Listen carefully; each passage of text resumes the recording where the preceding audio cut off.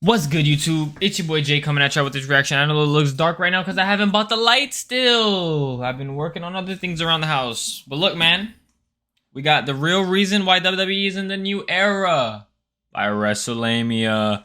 Let's check it out. The Triple H era is here, but why the sudden change to how the WWE presents its product? Join us now as we look at the real reasons why WWE is bringing in a new era. Let's see. I know one of them is going to be because of the Netflix deal. Because The Rock's on TKO. Subscribe and hit that notification bell for daily wrestling videos and follow us on Facebook for exclusive lists. Also check out our new videos Protein on shake, by the way. WrestleMania XL. Now in case you missed the many WrestleMania XL. proclamations, Whoa, I gotta watch WWE that. is in a new era. WWE and its wrestlers have been talking up how things have changed, with Cody Rhodes describing it as the Renaissance era and even trademarking the term. If you saw WrestleMania, you saw Stephanie McMahon's surprise appearance where she praised her husband Triple H for his work transforming the WWE, labeling it the Paul Levesque era. WrestleMania also ended with a nod to Triple H as Cody Rhodes called him out after his big win over Roman Reigns, winning the Undisputed Championship. Interestingly, Rhodes also invited longtime Vince McMahon associate Bruce Pritchard to the ring, a move which some fans have found awkward after Ronda Rousey's recent rants that as long as Bruce Pritchard is around, Vince McMahon is still influencing the company. Ooh. However, it's easy to say something has changed and there's a new era. Is this a case of meet the new boss, same as the old boss? Or is the WWE making significant changes to its product? If so, what is driving what some fans and observers believe is a paradigm shift in the WWE product? Pro wrestling is back. What do you Vince mean by McMahon that? long referred to the WWE as sports entertainment to differentiate his product from the so-called outdated wrestling product of his competitors. The WWE's success and the corresponding marketing That led boy to the looked WWE constipated. becoming synonymous with what people associate with pro wrestling, much like people say Kleenex to refer to facial tissues regardless of the brand. However, the days of when pro wrestling was a banned word appeared to be over. According to wrestling purist Ibu, spoke to someone from WWE who told me that the promotion is deliberately moving away from the terminology of sports entertainment. We've heard similar, though no specific edict has been handed down. However, one source said that pro wrestling is no longer a dirty word. There are very few dirty words anymore, and the dirty word that do exist, people just seem to say even though we've got memos telling us not to. Things have become much more relaxed in the WWE in terms of what announcers and wrestlers say on air. Even Corey Graves had recently mentioned that things are more relaxed on the commentary booth. Blood. While it remains to be seen how often WWE uses it, it's used on TV as a major departure from the last 15 plus years, where the WWE would usually stop matches if a wrestler was accidentally cut or began to bleed. Over the last year, there were rare occasions where wrestlers were busted open, but these occurred on PLEs. That changed with The Rock's violent attack on Cody Rhodes during Raw. The current spin is that WWE's policy is to limit The Rock is still jacked, bro. Look at this dude. A radical change. The conventional wisdom was that the WWE didn't want to lose its family-friendly image and/or advertisers with what Vince McMahon called blood and guts. Apparently, TKO feels that's no longer a problem, and fans will be curious just how often wrestlers sport the crimson mask. Language.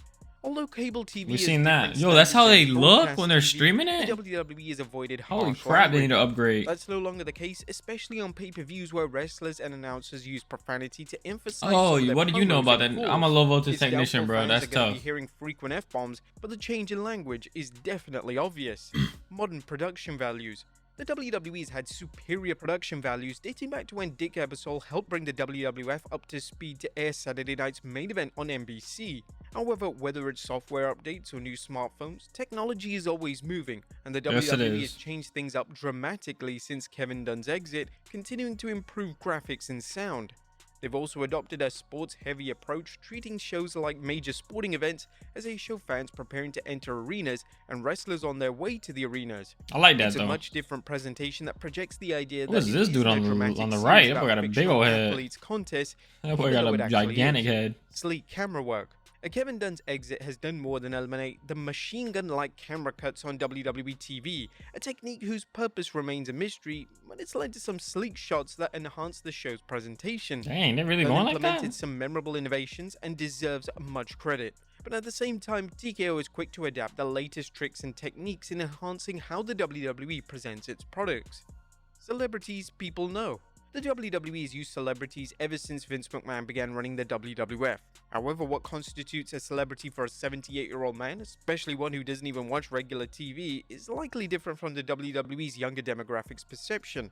While celebrity appearances, much like working with animals on TV, are unpredictable, the WWE has greatly improved its use of celebrities in terms of Q factor and whether they're a good fit for wrestling.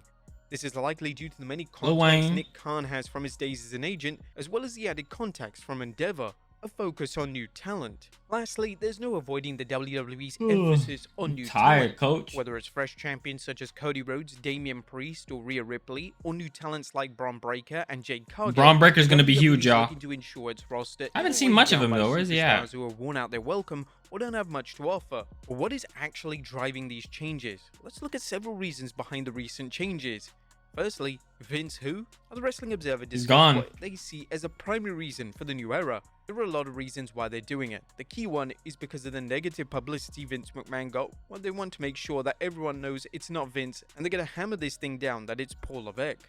Seeing that the WWE has been hammering the WWE Universe with repeated references to the Triple H era, it's clear the WWE wants to avoid mentioning Vince McMahon's name like another wrestler who's taken on Voldemort-level proportions of being taboo. Like any businesses, TKO Holdings knows that peanut butter banana is cup reality. Ironically, a term Vince McMahon so good, used, but that a good marketing campaign can go a long way in changing the public's perception. That doesn't mean the WWE will get a pass if and when Janelle Grant's lawsuit is settled or goes to court, and the possibility of the case being thrown out can't be dismissed either. Still, putting Vince out of sight for now seems Vince, wise. you gotta let that mustache go, buddy. You look weird. The team wants to maximize profits and avoid any scandal or hint of a scandal that could affect the profit line.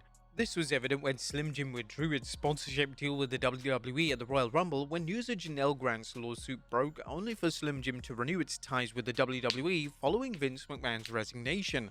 However, as we'll show, there are other reasons for many changes to the WWE product besides enhancing its image. TKO wants its imprint on the WWE. Another reason for these changes is that the WWE is no longer an independent company as it's under the TKO Holdings umbrella. Endeavor obviously saw things it liked about the WWE when it decided to merge with the wrestling empire. However, there are likely certain areas where Endeavor felt the WWE didn't fit into the TKO corporate mold. More importantly, TKO Holdings seems to understand there's always room for improvement, whether it's administrative efficiency such as cutting redundant employees after the merger or other aspects. UFC, TKO, WWE. Businesses can rest on their laurels. Look at The Rock standing right in the middle. While efforts to improve a business can backfire, especially if they turn off the core customer base, stagnant businesses usually suffer when they face new competition.